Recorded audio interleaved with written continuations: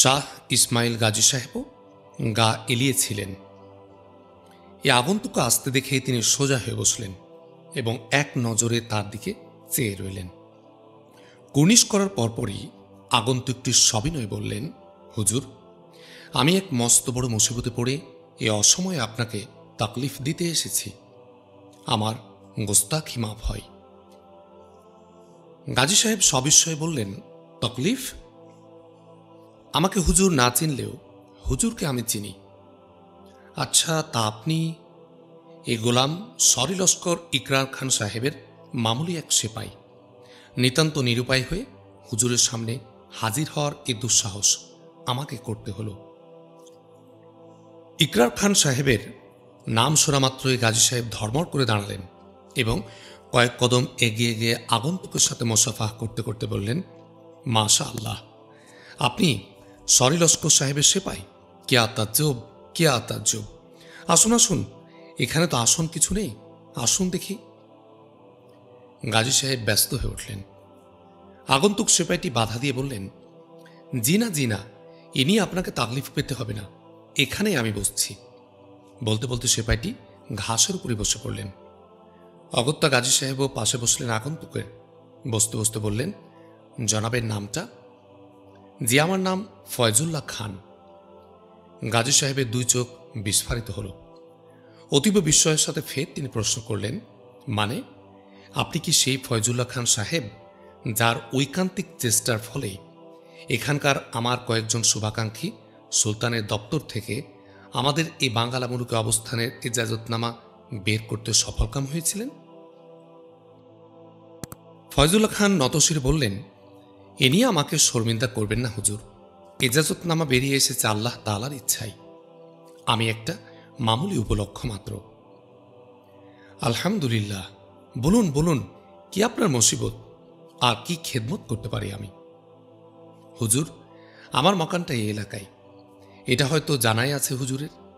এই কারণে সরলস্কর সাহেবের নির্দেশে বাঙ্গালা সুলতানের এক রিশতেদারের তালাশে এখান থেকে বেশ কয়েক ক্রোশ দূরে কণ্টকদ্বারে গমন করার দায়িত্বটা আমার উপরই বর্তায়।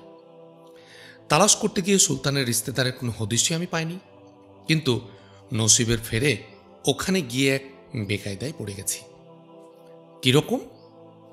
ওখানে আমার রিশতেদারের বাড়িতে রাত কাটাতে গিয়ে আমি এক মস্ত বড় মুসিবতের সাথে জড়িয়ে গেছি হুজুর। বলুন, কি মুসিবত? আমার সেই রিশতেদারের মাকানের পাশে এক খানদান পরিবারে কয়দিন আগে হঠাৎ ওলা ওঠা শুরু হয়। পরিবারটা তামামি প্রায় উজাড় হয়ে গেছে।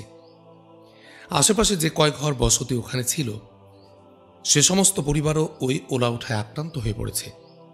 গতকালের সন্ধ্যাতক খবর, আশেপাশে মাকানগুলোর ৩-৪ জন লোক ইতোমধ্যে ওলা উঠায় ইন্তেকাল করেছেন। গজবের উপর গজব, আজ আবার ভোর অক্তে আমার সেই রিশতেদারের একমাত্র বাচ্চাটাকেও ওলা উঠায় ধরেছে।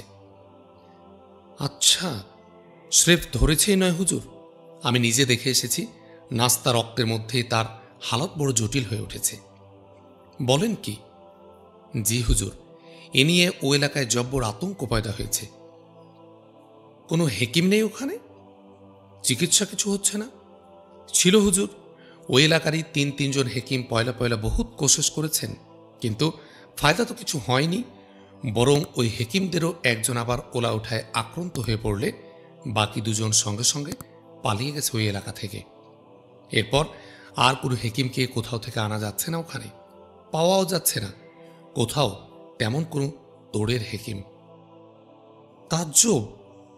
এ ব্যাপারে হুজুরের হাত যশের বহু তারিফ ও এলাকায় ছড়িয়ে আছে। বাড়িটা আমার পাথরঘাটার নজদিকেই। এটা জানার সাথে সাথে কণ্টকদ্বারের তামাম লোক গিয়ে ধরেছে আমাকে। সবার তাদের একান্ত আরজ হুজুরের নেক নজর জলদি জলদি যাতে করে এই এলাকায় পড়ে, সে ব্যবস্থা করতেই হবে আমাকে। আমাদের নেক নজর? জি হুজুর, আপনাদের মেহেরবানি। আমার ওই রিশতেদারের কারণে আমি বড় বেকায়দায় পড়ে গেছি হুজুর। আমার ঘনিষ্ঠ আত্মীয় আর তার ওই একটাই মাত্র ছেলে, ছেলের হালত খারাপ দেখে গোটা পরিবার আহাজারিতে ভেঙে পড়েছে। আমার ওই দিশেহার আত্মীয় 2 হাতে আমার হাত জড়িয়ে ধরে খোদার কসম দিয়ে বলেছেন, যেভাবে হোক গাজী হুজুরকে আমার মাকানে আনুন, আমার ছেলেকে বাঁচান।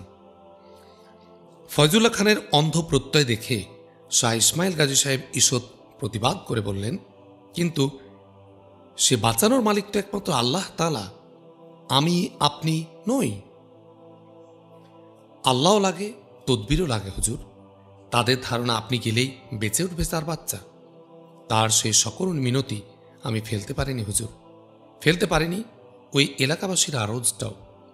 এর উপর আবার আমার অশ্ব আছে দেখে আরও তারা নাছোড় বান্দা হয়ে আপনাদের কাছে আসার দায়িত্ব আমার উপরই দিয়েছেন। এখন তাদের এক লহমা এক মাহিনার সমান। তা অবশ্য ঠিক। এলাকাটা গোটাই বুঝি মিসমার হয়ে যায় হুজুর। দেখতে দেখতে বিমারটা ছড়িয়ে পড়ছে চারদিকে। খুবই স্বাভাবিক, যে গরম পড়েছে। ফয়জুল্লাহ খান আরও কিছু বললেন। আরও অধিক ব্যাকুল হয়ে তিনি তার আরজ পেশ করলেন। গাজী সাহেব কিছুক্ষণ নীরব হয়ে থাকার পর বললেন, ঘটনাটা সত্যিই গুরুতর। এ ব্যাপারে যথাসাধ্য করা উচিত আমাদের, কিন্তু একটা মস্ত বড় মুসিবত দেখা দিল যে আমি নিজে এক্ষুনি আপনাকে সঙ্গে নিয়ে যেতে পারছি না সেখানে। জনাব, আগামীকাল সবেরাই এক দূর এলাকায় যেতে হবে আমাকে। সেখানে একটা মক্তব স্থাপন করা হবে। ওই এলাকার তামাম লোক ইন্তেজারে থাকবে আমার। নিজে আমি না গেলে সব আয়োজন বানচাল হয়ে যাবে।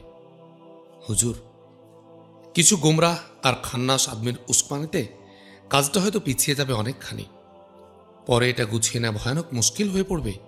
এমনও হতে পারে আর হবেই না হয়তো।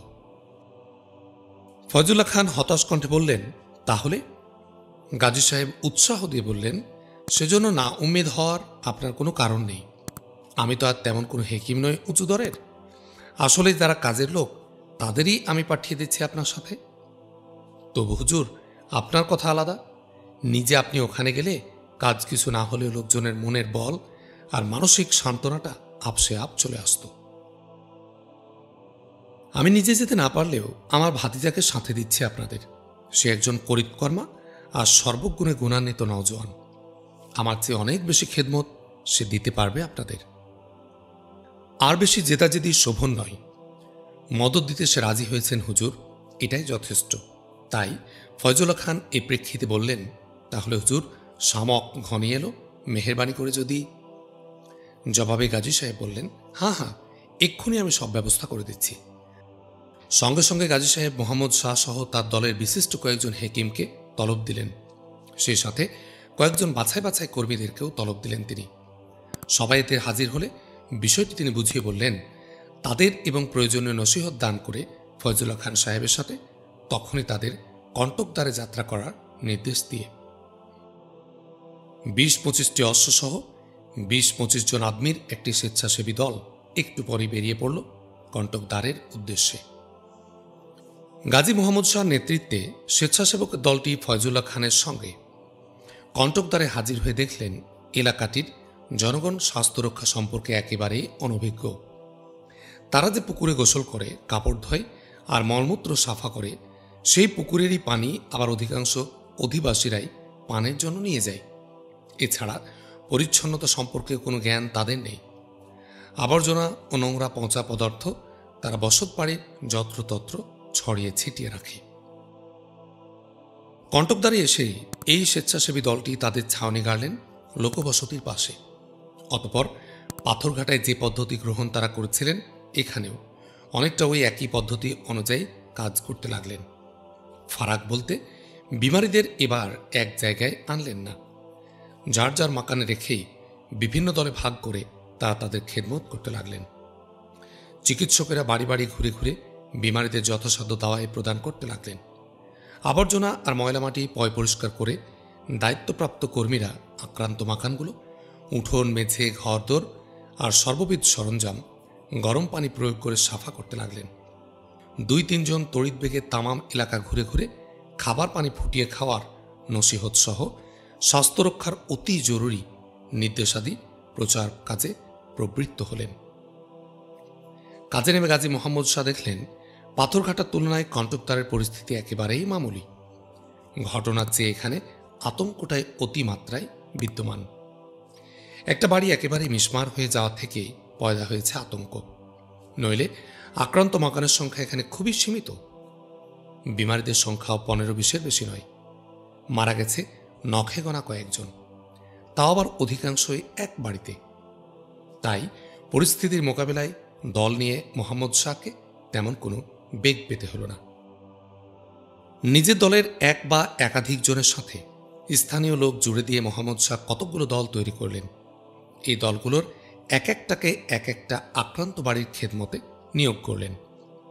নিজে রইলেন ফয়জুল্লাহ খানের রিস্তেদারের বাড়ির দায়িত্বে।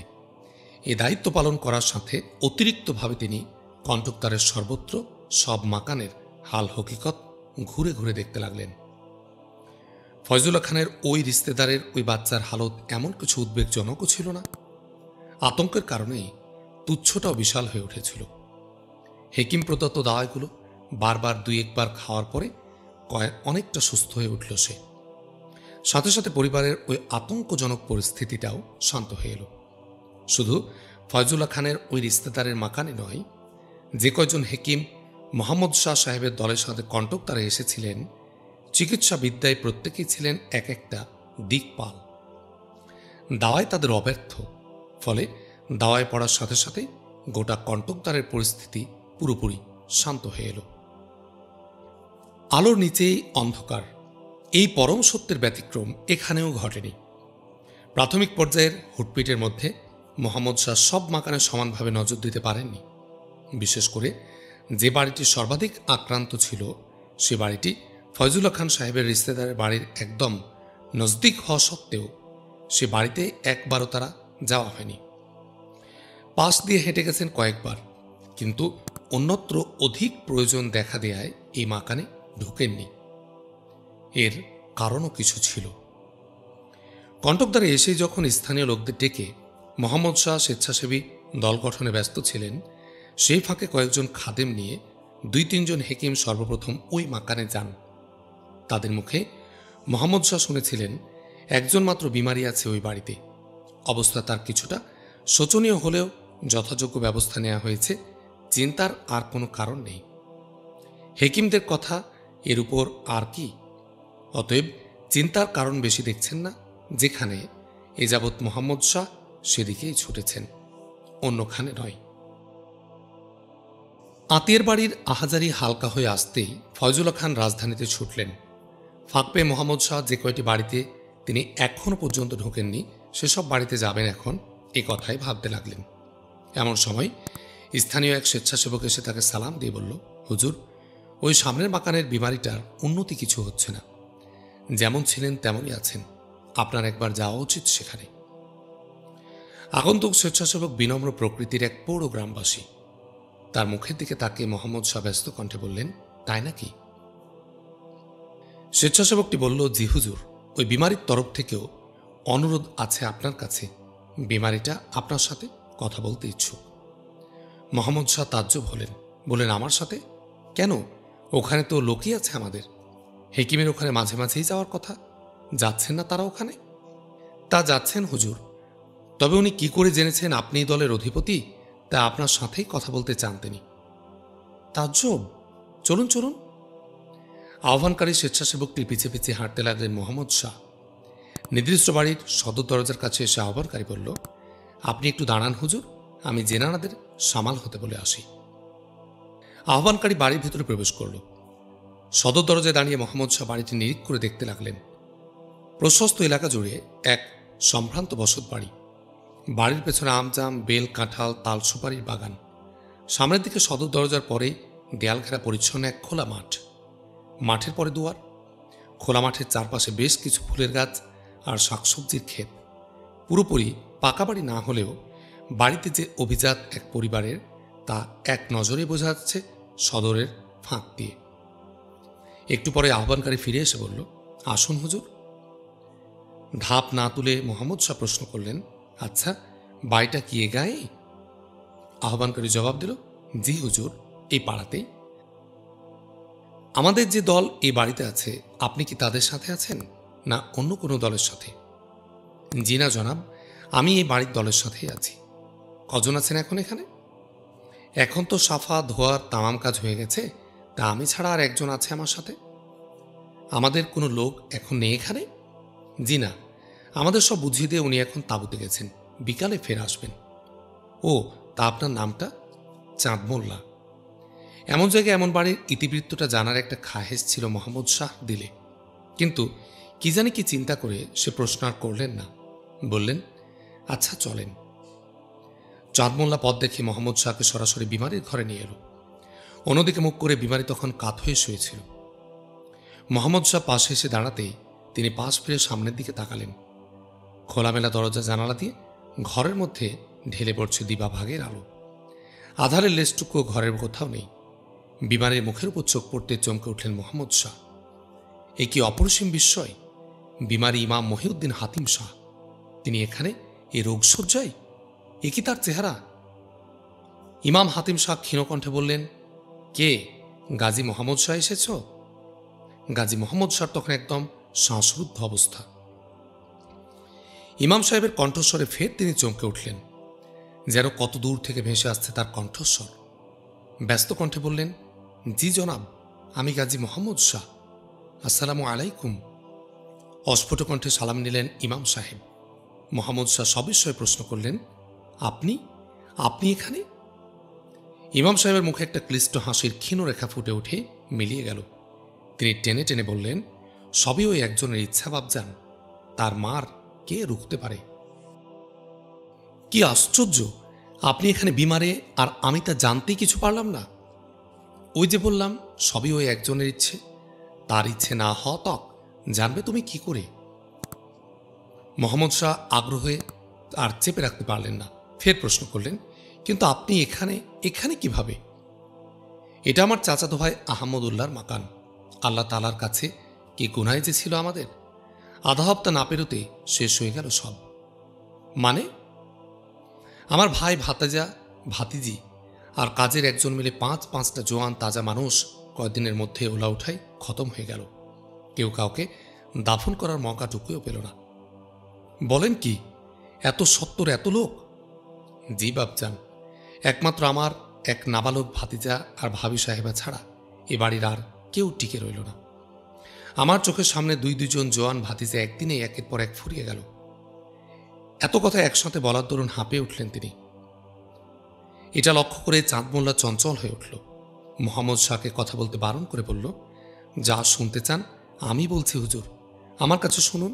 ওনাকে আর এসব কথা বলতে দেয়া ঠিক হবে না আমাদের। হুঁশ ফিরল মোহাম্মদ শাহ।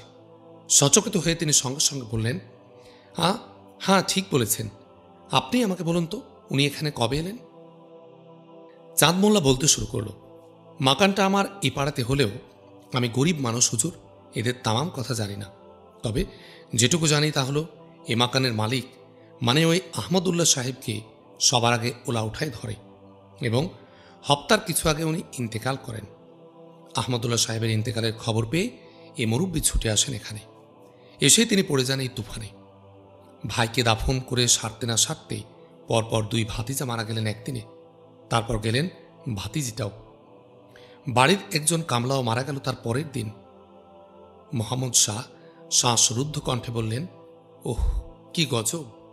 চাঁদ মোল্লা বলল, জি হুজুর, জব্বর গজব। এই গজব দেখে দুই তিনজন জেনানা বাদে আত্মীয়রা সকলেই পালিয়ে গেলেন পরপর। পুরুষের মধ্যে একমাত্র উনিই রয়ে গেলেন আর মুর্দা দাফন করতে লাগলেন। আচ্ছা, একের পর এক মুর্দা দাফন করতে করতে এই কয়দিন হলো নিজেই তিনি বিমারি হয়ে বিছানায় পড়ে গেছেন। এরপর আর মোহাম্মদ শাহ কোনো কথা খুঁজে পেলেন না। নির্বাক হয়ে কিছুক্ষণ দাঁড়িয়ে রইলেন নীরবে। ইতোমধ্যে ইমাম সাহেব শক্তি সঞ্চয় করলেন। মোহাম্মদ শাহকে লক্ষ্য করে ফের তিনি বললেন, তোমাকে আমি ডেকেছি আমার একটু উপকার করার জন্যে। আমি আর হয়তো বাঁচব না। এই মাকানে এখনো কয়জন জিন্দা মানুষ আছে, এদের তুমি এখান থেকে জলদি জলদি সরিয়ে নাও। সম্ভব হলে আমার গায়ে আমার মাকানে পাঠিয়ে দাও। এখানে থাকলে ওরা সবাই খতম হয়ে যাবে। থতমত করে মোহাম্মদ শাহ বলল, জি, তুমি না পারো মাকানে আমার খবর পৌঁছাও, তারা এসে নিয়ে যাক। বলেই আবার চোখ মুজলেন ইমাম সাহেব। হাঁপাতে লাগলেন পূর্বপদ। কিছুক্ষণ পর ফের চুপচাপ, কারো মুখে কোনো কথা নেই। শুধু কয়েকজন জেনানার চাপা কান্নার ক্ষীণ আওয়াজ পাশের কামরা থেকে রোগীর কামরায় ভেসে আসতে লাগল। হতবুদ্ধি মোহাম্মদ শাহ একটু পরে সোচ্চার হয়ে উঠলেন। তিনি চাঁদ মোল্লাকে লক্ষ্য করে বললেন, এক কাজ করুন তো মোল্লা সাহেব, আপনি এক্ষুনি খুব তাড়াতাড়ি আমাদের ওই ছাউনিতে চলে যান। ওখানে গিয়ে যাকে পান তাকে আপনি বলুন যে হেকিম সাহেবদের সবাইকে আমি এই মুহূর্তে এখানে হাজির হতে বলছি। যান তো দেখি জলদি। জি আচ্ছা, বলেই চাঁদ মোল্লার সঙ্গে সঙ্গে ছুটলেন। মোহাম্মদ সাহেব সে রোগীর পাশে বসলেন এবং ইমাম সাহেবের গায়ে মাথায় হাত বোলাতে লাগলেন। তা দেখে ইমাম সাহেব চমকে উঠলেন। তিনি বাধা দিয়ে বললেন, কি গজব! খবরদার খবরদার, সরে যাও এখান থেকে, আমার কাছে এসো না, আমাকে ছুঁয়ো না, এ বড় খতরনাক এক বিমার, তুমি তাহলে বাঁচবে না। ইমাম সাহেবকে সান্ত্বনা দিয়ে মোহাম্মদ শাহ বললেন, জি না, আপনি ঘাবড়াবেন না। হেকিম সাহেবেরা আমাদের সবাইকে প্রতিষেধক দাওয়াই দেখাইয়ে দিয়েছেন। আল্লাহর রহমে আমাদের কিছুই হবে না, আপনি শান্ত হন। কিচ্ছু হবে না? সবকিছু পরিষ্কার পরিচ্ছন্নতার ব্যাপার। বিমার ছড়াবার সুযোগ না দিলে এই বিমার ছড়িয়ে পড়তে পারে না। অল্পক্ষণ পরেই জনচারেক হেকিম এসে বিমারির কক্ষে ঢুকলেন। মোহাম্মদ শাহর নির্দেশে সবাই তারা বিমারিকে আরেক দফা পরীক্ষা করে দেখলেন। অনেকক্ষণ যাবৎ অনেক প্রক্রিয়ায় পরীক্ষা নিরীক্ষার পর হেকিম সাহেবেরা এক বাক্যে জানালেন যে ওলা ওঠার আলামত আর বিমারির মধ্যে নেই, ওটা পুরোপুরি দমন হয়ে গেছে। এখন যা বিমার তা ওলা ওঠা নয়, হৃৎপিণ্ডের বিমার। দিল আর দেহের উপর আকস্মিক চাপ পড়ায় হৃৎপিণ্ড কমজোর হয়ে এসেছে আর রক্তের গতি ব্যাহত হচ্ছে মাঝে মাঝে। মোহাম্মদ শাহ প্রশ্ন করলেন, তাহলে? হেকিম সাহেবেরা বললেন, অবস্থা যদিও খুব একটা সুবিধের নয়, বরং ওলা ওঠার চেয়েও খানিকটা মারাত্মক, তবু হতাশ হওয়ার কারণ নেই। সে মোতাবেক দাওয়াই এর আগেও দেওয়া হয়েছে, আবারও আমরা দিয়ে দিচ্ছি। ইনশাআল্লাহ ভয়ের কিছু নেই, তবে এ সময় বিমারির খেদমতটা খুব হুঁশিয়ারভাবে হওয়া দরকার। উত্তেজিত হওয়া তার একদম বারণ। এরপর হেকিমগণ খেদমতের পদ্ধতিটা ব্যাখ্যা করলেন, পথ্যের ধরন বাতলালেন এবং সবশেষ বললেন, আমাদের দক্ষ একজন কর্মী কেউ সার্বক্ষণিকভাবে আজকের দিনটা রোগীর কাছে হাজির থাকুন। নয়া যে দাওয়াইটা দিয়ে যাচ্ছি, এটা খাওয়ানোর পর আজকের দিনটা কেটে গেলে ইনশাআল্লাহ পুরোপুরি নিশ্চিন্ত। এই সময়টা অনভিজ্ঞ হাতে রোগীকে ফেলে রাখা বিপজ্জনক। মোহাম্মদ শাহ বললেন, সে দায়িত্ব আমিই নিলাম। আমি এখানে এখন থেকে সবসময় থাকব, বিমারির খেদমত করব। এরপর আপনারা খুব ঘন ঘন এসে খোঁজ নেবেন রোগীর। হেকিমগণ তাজ্জব হয়ে বললেন, সে কি, আপনি? মোহাম্মদ শাহ সন্দিগ্ধ কণ্ঠে বললেন, কেন, আমার দ্বারা হবে না? হেকিমেরা শরম পেলেন। তাদের একজন বললেন, তবা, সে কথা নয় জনাব, বরং আপনার যে এই কাজটা বেহতরভাবে করতে পারে এমন আদমি একজনও নেই এখানে। আমরা শুধু দাওয়াইটাই বাতলে দিতে পারি, বিমারির খেদমত আপনার কাছে আমরা স্রেফ নাবালক। অর্থাৎ পাথরঘাটায় ওই কাজে যে ধৈর্য আর নিপুণতা আপনার মধ্যে দেখেছি তার তুলনায় চলে না। কিন্তু আমাদের কথা হলো, খোদ আপনাকে এ তাকলিফ করতে হবে কেন? এই কাজের তো আরও অনেক লোক আমাদের মধ্যেই আছেন। অপর একজন বললেন, এছাড়া এত ব্যস্ত হওয়ার মতো জটিল কোনো ব্যাপারও নয় এটা। মোহাম্মদ শাহ কিঞ্চিত গম্ভীর হয়ে বললেন, জনাব, ইনসানের খেদমত করার ইরাদা নিয়ে আমরা এই দূর দেশে এসেছি। আমি একজন আসলেই সেপাই, আপনাদের মতো এত দবেজ হেকিম নই যে দাওয়াই দিয়ে খেদমত করব ইনসানের। মেহনত দিয়ে সে ঘাটতিটুকু বসিয়ে যদি না নিই, তাহলে কি কাজে এলাম আমি এখানে? আর আপনারাই বা খামাখা আমাকে রাখবেন কেন আপনাদের সাথে? হেকিমদের তৃতীয় জন বললেন, জনাব, এ কথার জবাব দিলে বলতে হয়, একটা দলের নেতৃত্ব দেয়া এর চেয়েও কঠিন কাজ, আর সেই কাজটা তো দক্ষতার সাথে পালন আপনিই করছেন। কিন্তু বিতর্কের ব্যাপার এটা নয়। আমাদের বক্তব্য হলো, অত্যন্ত এক সাধারণ ব্যাপারের জন্যে আপনি ব্যক্তিগতভাবে কেন এত তাকলিফ করতে যাবেন? তাকলিফ যেখানে একান্তই জরুর, সে জায়গাটা তো নয় এটা। মোহাম্মদ সাহেবার একটু ম্লান হাসি হাসলেন।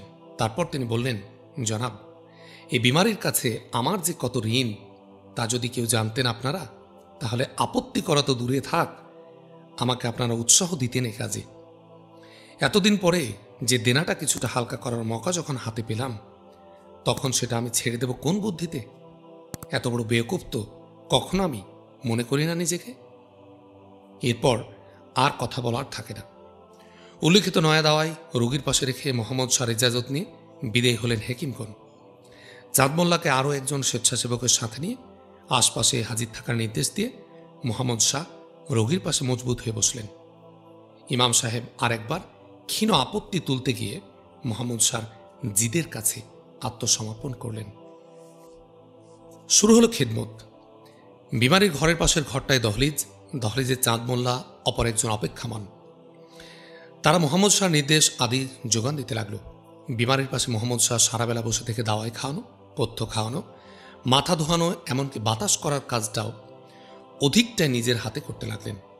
ভেতর থেকে জেনানারা আর বাহির থেকে চাঁদ মোল্লারা সহযোগিতা করলেও কারো উপর ভরসা করে মোহাম্মদ শাহ রোগী ফেলে ফাঁকে সরে গেলেন না। সারাটা দিন কেটে গেল। শামক পেরিয়ে রাত ক্রমেই বাড়তে লাগলো। হেকিমেরা আবার এসে পরীক্ষাদি করে বিপদ কাল কেটে গেছে বলে ঘোষণা দেওয়া সত্ত্বেও যে কেউ এখন রোগীর সেবায় যথেষ্ট এটা বলার পরেও মোহাম্মদ শাহ রোগীর মাকান ছেড়ে ছাউনিতে অপাস যেতে রাজি কিছুতেই হলেন না। জেনানাদের এসে রোগীর পাশে বসার নির্দেশ দিয়ে তিনি চাঁদ মোল্লাদের পাশেই বিছানা পেতে নিলেন। রাতেও বার দুয়েক জেনানাদের সরে যাওয়ার ইঙ্গিত দিয়ে মোহাম্মদ শাহ রোগীর খবর করলেন এবং সকালেই ফিরে এসে রোগীর পাশে বসলেন। এভাবে কেটে গেল পরপর কয়েক দিন। ইমাম সাহেব অনেকখানি সুস্থ হয়ে উঠলেন। অবস্থা থেকে তিনি উঠে বসতে সক্ষম হলেন।